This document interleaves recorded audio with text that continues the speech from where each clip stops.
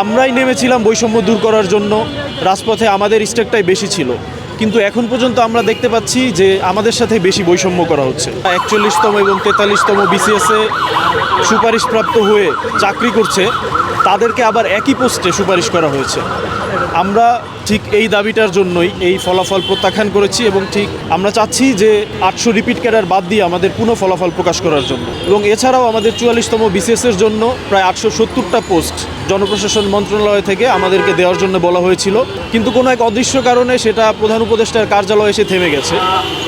আমরা এটাও চাচ্ছি যে আমাদের 44তম বিসিএসের ফলাফলের সাথে এই 870টা নতুন পোস্ট যুক্ত হয়।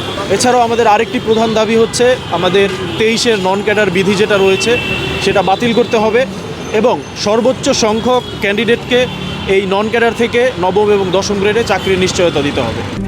RICL TMX, যুগের পর যুগ স্থাপনা থাকে মজবুত। মোট পদ সংখ্যা ছিল 1710টি, সেইখান থেকে আমাদের ফলাফল প্রকাশ করা হয়েছে 1690 জনের, এবং এর মধ্যে যদি আমরা ধরি যে 800+ রিপিট ক্যাডার দেওয়া হয়েছে, তাহলে আপনি বলতে পারেন যে আমাদের প্রায় 1000-এর মতো আমরা এর মধ্যে ভুক্তভোগী হয়েছি। এবং এই 800+ যদি আমাদেরকে নতুনভাবে ক্যাডার দেওয়া হয়, তাহলে আমরা 800টি পরিবারের মুখে হাসি ফুটবে, 800 জন নতুন বেকার চাকরির নিশ্চয়তা পাবে।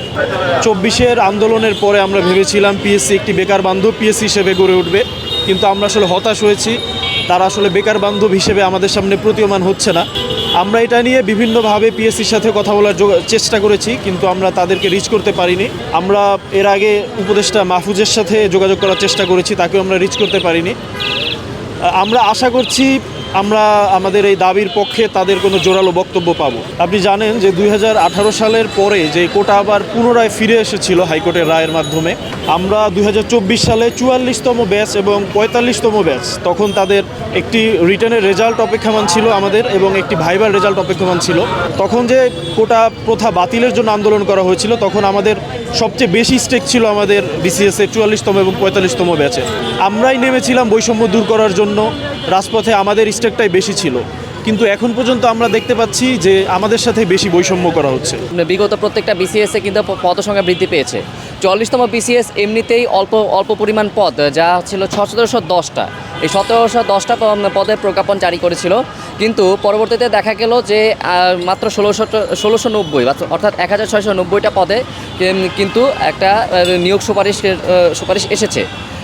এবং যে 44তম বিসিএসের যারা প্রার্থীরা ছিলেন, তাদের একটা দাবি ছিল যে পদ বৃদ্ধি করতে হবে, যার সংখ্যা ছিল প্রায় 430টা। বিভিন্ন মন্ত্রণালয় কিন্তু ইতিমধ্যে বেশ কয়েকটি পদ কিন্তু বৃদ্ধির সুপারিশ করেছিল, কিন্তু আমরা অবাক হয়ে দেখতে পেলাম যে এই 430টা পদ তো পারলই না, বরং 1710টার জায়গায় 1690টার পদে কিন্তু একটা ফলাফল প্রকাশ করা হলো, যা সম্পূর্ণরূপে একটি প্রহসনমূলক। আমরা যে কোনো বিসিএসে এখনও কিন্তু আমাদের দেশের বিভিন্ন মন্ত্রণালয় বা সরকারি চাকরিতে কিন্তু পদ কিন্তু যথেষ্ট খালি আছে, কিন্তু এখানে যে কেন আমাদের পদ বৃদ্ধি করা হলো না সেটা খুবই আশ্চর্যজনক।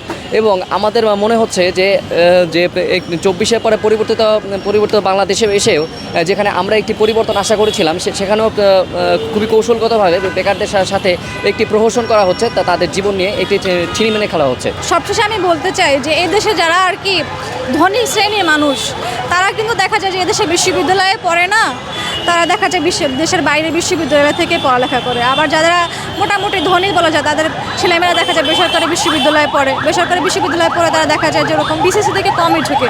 শুধুমাত্র দেখা যায় যে আমরা যারা আর কি পাবলিক বিশ্ববিদ্যালয় থেকে পড়ালেখা করি, তার পাশাপাশি যখন আমরা জব সেক্টরে ঢুকি, তখন আমরা একটা বিসিএসকে প্রাধান্য দিই। কারণ যে মধ্যবিত্ত পরিবারে বাবা মার একটা আশা থাকে যে আমার ছেলে মেয়ে ভালো একটা বিশ্ববিদ্যালয় থেকে পড়ালেখা শেষ করেছে, যে সে ভালো একটা চাকরি করতে পারলে আমাদেরও ভালো লাগতো। কারণ আমরা যা অর্জন করতে না পেরেছি, আমার ছেলে মেয়ে সেটা পূরণ করুক, সে সর্বোচ্চ পর্যায়ে যাক, এটা প্রত্যেকটা বাবা মাই চায়। আমার পরিবারও ওরকমভাবে আর কি শিক্ষিত নেই, কিন্তু আমার বাবা মা আমাকে একান্ত সাপোর্ট দিয়েছে। তারপর এই যে চাকরির প্রিপারেশন নিচ্ছি, তারা বারবার সাপোর্ট দিয়ে বলছে যে লেগে থাকো, অবশ্যই ভালো কিছু হবে। এই যে মধ্যবিত্ত ঘরে জন্মিয়েছি, জন্মানোর পর এই যে বাবা মা এত আকাশচুম্বী আকাঙ্ক্ষা, বেশি না, একটা ভালো সরকারি চাকরি, এটা সব বাবা মাই আশা করে।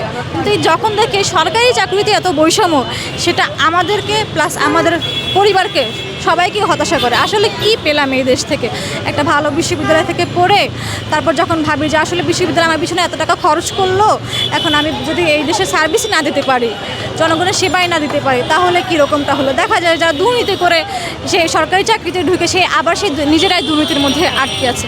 আর আমরা যারা মেধাবীরা, যারা স্বচ্ছতার মাধ্যমে, যারা মেধার মাধ্যমে, মেধার মূল্যায়ন হয়ে আমরা এই জব সেক্টর ঢুকতে চাচ্ছি, তাদের সাথে এই প্রহসন এবং তামাশা শুরু করেছে। তাই আমি ইন্টার্নকে বলবো, আপনারা বেকার পান করবেন।